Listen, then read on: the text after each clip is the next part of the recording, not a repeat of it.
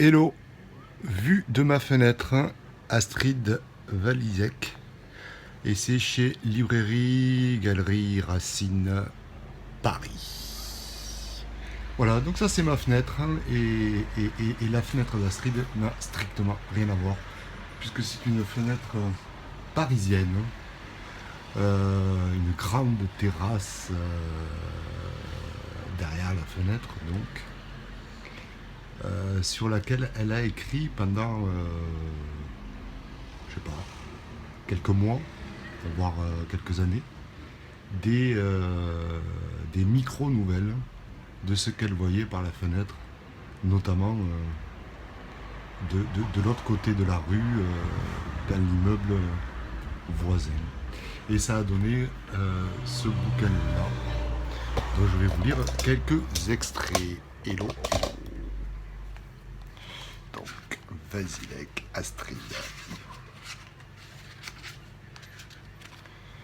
Elle se balance, légère sur un rocking chair, libre sur les genoux. Elle a 14 ou 15 ans sans doute, une queue de cheval, châtain clair, un petit col blanc sous un pull léger de la même couleur. Par intermittence, la lumière passe sur sa nuque et les légers friselis que l'élastique n'a pu prendre deviennent visibles. D'un coin de la pièce, sa mère la regarde. Elle a la grâce d'un Saint Jean-Baptiste devant Salomé. Le bruit des voitures, le son des sirènes ou le claquement sec des portières que l'on ferme sont un fond sonore indifférencié en ville, quand à la campagne, le ploc d'une goutte d'eau sur un toit de zinc se distingue de celui d'un autre. Le son du vent dans une cépée de bouleau n'est pas le même que celui du courant d'air qui rampe sous ma fenêtre. On pourrait être réveillé par le silence, tant à la ville le bourdonnement permanent fait partie du sommeil.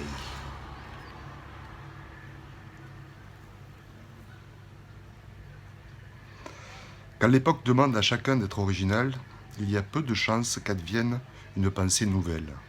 Il n'y a que de la concurrence qui va du même à l'identique. Parfois, un peu de poésie surgit. Parfois, des mots transportent quelque chose d'un jour à l'autre, relâchant les mâchoires de la nuit. Parfois, le brouillard s'estompe et la guerre s'apaise. Parfois, s'ouvre un chemin de traverse.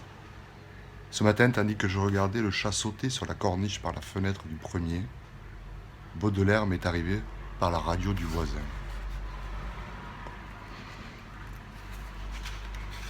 J'ai les post-it qui ont sauté des pages.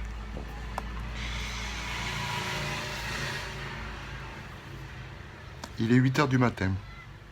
Devant moi, des gens passent leurs manteaux, des livreurs s'arrêtent, des impatients klaxonnent, mon café refroidit.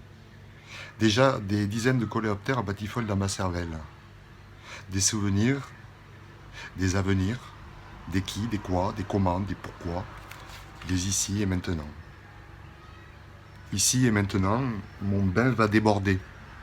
Une chose à la fois, c'est pas plus mal. C'est une mine d'idées. Le vieil homme du premier étage, jamais je ne l'ai vu faire deux choses en même temps. Quand il boit son café, il boit son café. C'est le beau-père d'un de mes amis. Je le reconnais, il n'est pas bien vieux. Il a une toute petite soixantaine. Il a aménagé là pour être près des petits. Puis les enfants se sont séparés. Sa fille est partie il y a 2 ans. Un an plus tard, l'ami et les petits sont partis. Il marche sur le trottoir avec une canne péniblement. Comme les vieux, il anticipe du regard ce que les passants vont faire. Comment ils vont le croiser, le bousculer peut-être. Quelque chose de la peur s'est inscrit en lui, au lieu même du manque d'amour. Il pourrait en mourir du manque d'amour. Misère.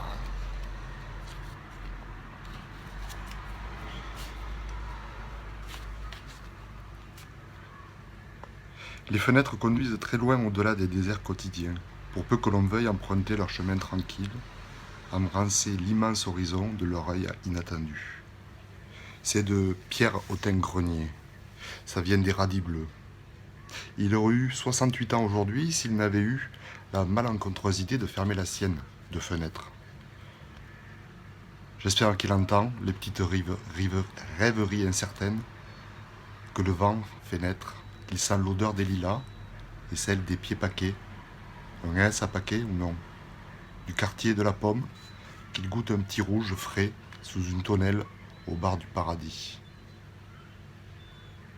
J'aime bien qu'on conjugue nos fenêtres, mais qu'il arrête d'écailler de l'ongle du pouce la peinture de son cercueil, ce serait bien.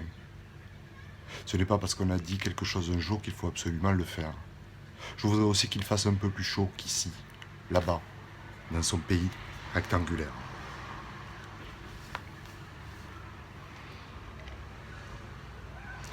À regarder la rue ce matin, je le vois, ce petit chien hirsute qui batifole et se fait écharper par une voiture. Et couché, ne se relève plus, et le chagrin. La voisine a entassé ses piles de linge sur la table à repasser. Elle met maintenant la table pour le petit déjeuner des enfants. Tout à l'heure, elle secourra la nappe du balcon ensoleillé. Tout est calme, sauf la peine. Allez, un dernier vu de la fenêtre d'Astrid Vasilek.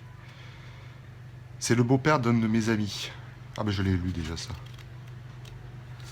Alors, pas celui-là. Voilà. Depuis quelques jours, je vis un amour, une histoire d'amour, avec une colonie de fourmis qui était installée sur la terrasse. D'une miette de pain, je détourne la horde de soldats soigneusement alignés à la queue leu. Je crée des obstacles qui doivent être pour elles ce qui vaudrait pour moi une montagne à gravir. Je déplace leur base de départ, rien à faire, ce sont toujours les mêmes lignes rigoureusement filées. Elles s'obéissent les unes aux autres, comme des marmots sous la houlette d'un maître à grosse voix. C'est un peu con, les fourmis. Voilà. Vue de ma fenêtre, et c'est édité à la librairie Galerie Racine, Paris. Ciao.